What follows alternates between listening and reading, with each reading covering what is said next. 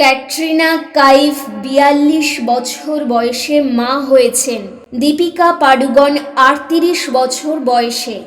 এমন আরও অসংখ্য বলিউড হলিউড তারকা আছেন যারা ৪০ বছর বয়সের পরে মা হয়েছেন। এটা দেখে আমাদের দেশের সাধারণ নারী সমাজ অনেক উৎফুল্ল।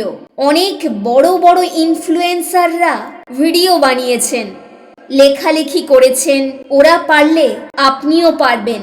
It's never too late. আগে তোমার কেরিয়ার গড়ো, শখ পূরণ করো, এর পরে বাচ্চা।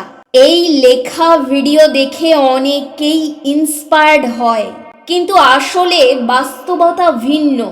আমাদের দেশের এভারেজ মেয়েদের মেনোপজ আসে ৪২ থেকে ৪৩ বছর বয়সে, বা মেনোপজ না আসলেও সিমটম শুরু হয়ে যায়।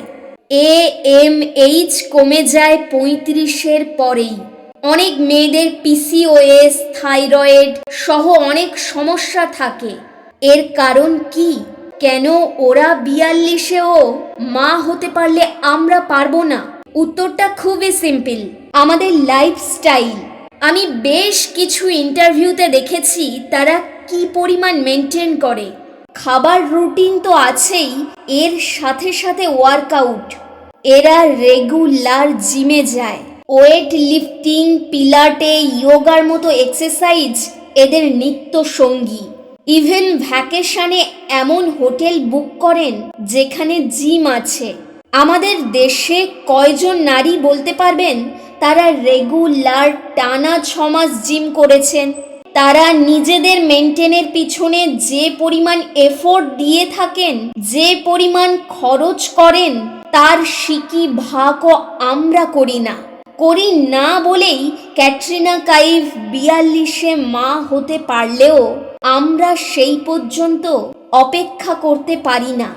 এর পরেও ব্যর্থতার গল্প আছে। তারাও সারোগেসি করেন, IVF এর হেল্প নেন। সবকিছু প্রকাশ্যে আসে না। বাংলাদেশেও অনেক নারী আছেন যারা ৪০-এর পরে মা হয়েছেন, কিন্তু এই সংখ্যাটা অনেক কম, আর এখন দিন দিন আরও কমছে। চেম্বারে আসা একটা বড় অংশের মেয়েদের মধ্যে ৩৬ থেকে ৩৭ বছর বয়সেই মেনোপজের উপসর্গ চলে আসে। এতদিন বাচ্চা নিতে চাননি, এখন ট্রাই করেও কনসিভ হচ্ছে না। LH, FSH অনেক বেশি। বিশেষ করে স্ট্রেস আর বাজে লাইফস্টাইল এর প্রধান কারণ। নিজেদের শরীরের যত্ন নিন। কেরিয়ার, বাচ্চা, ফ্যামিলি সব একসাথে হয়তো হবে না, কিন্তু প্রায়োরিটি সেট করুন। আপনি কোনটা চান? কেরিয়ার চাইলে নিজের শরীরকে এমনভাবে ফিট রাখুন যাতে ৪০-এও আপনার কোনো সমস্যা না থাকে। ওরা যেভাবে নিজেদের যত্ন করে, আপনি সেভাবে যত্ন করলে আপনিও এই বয়সে মা হতে পারবেন। ক্লিন ইটিং করুন, রেগুলার ওয়ার্কআউট করুন, স্ট্রেস ম্যানেজমেন্ট করার ট্রাই করুন। নায়িকাদের দেখে নিজেদের জীবনের ডিসিশন নেওয়াটা বোকামি। নিজের শরীর এবং পারিপার্শ্বিক অবস্থার উপর বিবেচনা করে সিদ্ধান্ত নেবেন, যাতে ভবিষ্যতে দেরি করার জন্যে পস্তাতে না হয়।